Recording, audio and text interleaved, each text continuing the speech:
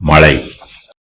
பாலும் அந்தர வெளியுமான தரையை திருப்தியாக்கி இளம் பூண்டுகளின் முளைகளை முளைக்க பண்ணும்படி பூமியெங்கும் மனுஷர் குடியில்லாத இடத்திலும் மனுஷ சஞ்சாரமில்லாத வனாந்திரத்திலும் மழையை வருஷிக்க பண்ணி வெள்ளத்துக்கு நீர்க்கால்களையும் இடி முழக்கங்களோடு வரும் மின்னலுக்கு வழிகளையும் பகுத்தவர் யார்? மழைக்கு ஒரு தகப்பனுண்டோ? பனித்துளிகளை ஜனிப்பித்தவர் யார்? உறைந்த தண்ணீர் யாருடைய வயிற்றிலிருந்து புறப்படுகிறது? ஆகாயத்தினுடைய உறைந்த பனியை பெற்றவர் யார்? ஜலம் கல்லுருவம் கொண்டு மறைந்து ஆழத்தின் முகம் கெட்டியாய் உறைந்திருக்கிறதே. யோபுவின் அறியாமையையும் பேதமையையும் அவருக்கு உணர்த்துவதற்காக கர்த்தர் இதுவரையிலும் அவரிடத்தில் ஒரு சில கேள்விகளை கேட்டார். யோபுவின் பலவீனத்தை அவருக்கு உணர்த்துவதற்கு கர்த்தர் அவரிடத்தில் இன்னும் சில கேள்விகளை கேட்கிறார். யோபுவுக்கு தெரிந்திருப்பது மிகவும் கொஞ்சம்.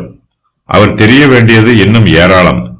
தன்னிடத்தில் உள்ள கொஞ்சம் ஞானத்தை வைத்துக் கொண்டு சர்வ ஞானமுள்ள தேவனோடு யோபு விவாதம் பண்ணக்கூடாது. தேவனுடைய தெய்வீக ஆலோசனைகளுக்கு விரோதமாய் யோபு சிந்திக்கவும் கூடாது. யோபுவால் செய்ய முடிந்தது மிகவும் கொஞ்சம். தேவனோ சர்வ வல்லமை உள்ளவர். அவரால் கூடாத காரியம் ஒன்றுமில்லை.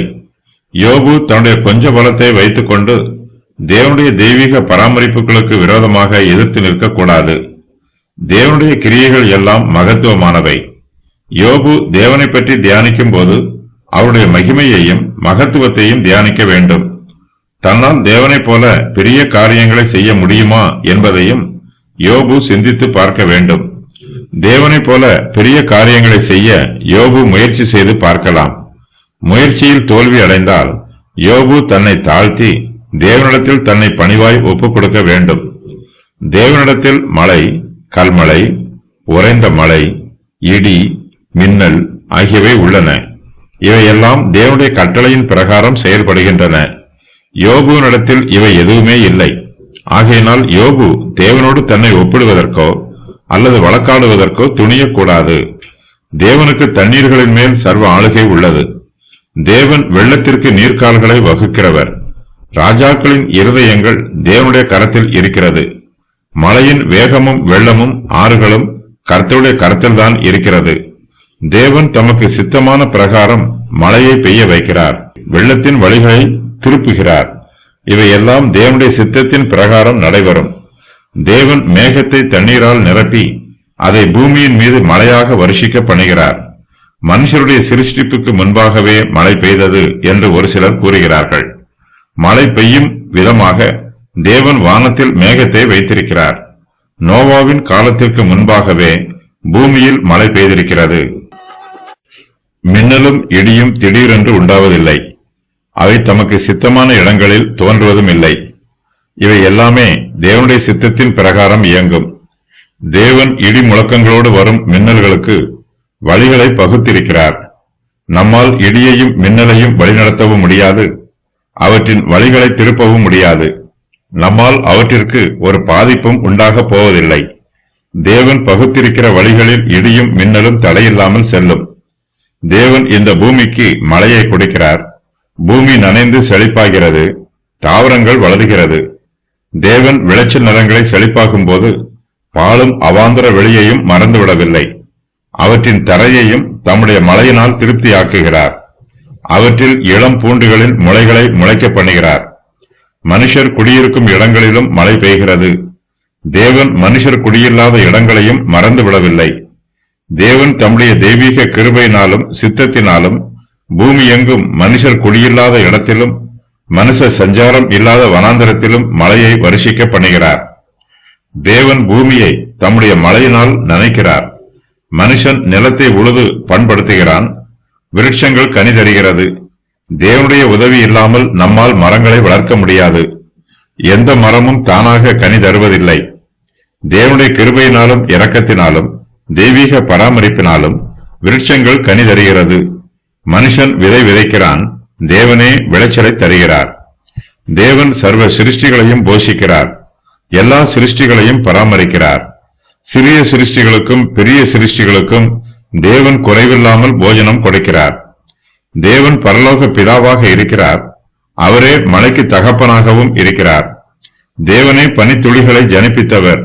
வானத்தில் இருந்து பூமியின் மீது ஒவ்வொரு துளியாக மழை பெய்கிறது. ஒவ்வொரு துளியையும் தேவனே ஜனிப்பித்திருக்கிறார். ஒவ்வொரு மழை துளியும் தேவனுடைய கிருபைக்கு சாட்சியாய் இருக்கிறது.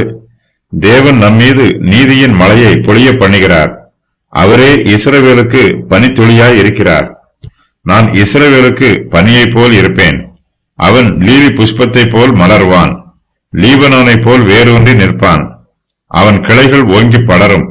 அவன் அலங்காரம் ஒலிவ மரத்தினுடைய அலங்காரத்தைப் போலவும் அவனுடைய வாசனை லீபனோனுடைய வாசனையைப் போலவும் இருக்கும். ஓசியா 14:5-6. யாக்கோபிலே மீதியானவர்கள் கர்த்தராலே வருகிற பனியைப் போலவும் மனுஷனுக்கு காத்திராமலும் மனுபுத்திரருக்கு தாமதியாவலும் பூண்டுகள் மேல் வருகிற மலைகளைப் போலவும் அநேக ஜனங்களின் நடுவிலே இருப்பார்கள். மீகா 5:7. உறைந்த தண்ணீரும் உறைந்த பனியும் கர்த்தருடைய சித்தத்தின் பிரகாரமாய் உண்டாகிறது. தேவனுடைய தெய்வீக பராமரிப்பே இவற்றை உண்டு பண்ணுகிறது. இவை நமக்கு சாதாரண காரியமாக தெரியலாம். இவற்றை பற்றி ஆராய்ந்து பார்த்தால்தான் தேவனுடைய மகத்துவம் நமக்கு தெரியும். உறைந்த தண்ணீர் தேவனுடைய வயிற்றில் இருந்து புறப்படுகிறது. தேவனே ஆகாயத்தினுடைய உறைந்த பனியை பெற்றவர். தண்ணீர் உறையும் போது ஜலம் கல்லுருவம் கொண்டு மறைந்திருக்கிறது. தண்ணீரினுடைய ஆழத்தின் முகம் கெட்டியாய் உறைந்திருக்கிறது. தண்ணீர் உறைந்த பனியாக மாறுவது கர்த்தர் செய்கிற அற்புதம். சிறிது நேரத்தில் மழைத்துளிகள் பனித்துளிகளாக மாறும்போது பனித்துளிகளை ஜனிப்பித்தவர் யார் என்னும் கேள்வி நமக்குள் எழும்புகிறது. கர்த்தருடைய சிருஷ்டிக்கும் வல்லமையே மழைத்துளிகளை பனித்துளிகளாக ஜனிப்பிக்கிறது.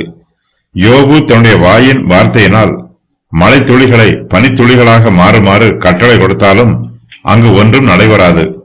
ஏராளமான தண்ணீர் உன்மேல் சொரிய வேணும் என்று உன் சத்தத்தை மேக பரியந்தம் உயர்த்துவாயோ? நீ மின்னல்களை அழைத்தனுப்பி அவைகள் புறப்பட்டு வந்து இதோ இங்கே இருக்கிறோம் என்று உனக்கு சொல்லும்படி செய்வாயோ என்று கர்த்தர் யோபுவை பார்த்து கேட்கிறார். யோபு வானத்தை பார்த்து என்னதான் சொன்னாலும் மழைத்துளிகள் யோபுவின் வார்த்தைக்கு கீழ்ப்படியாது.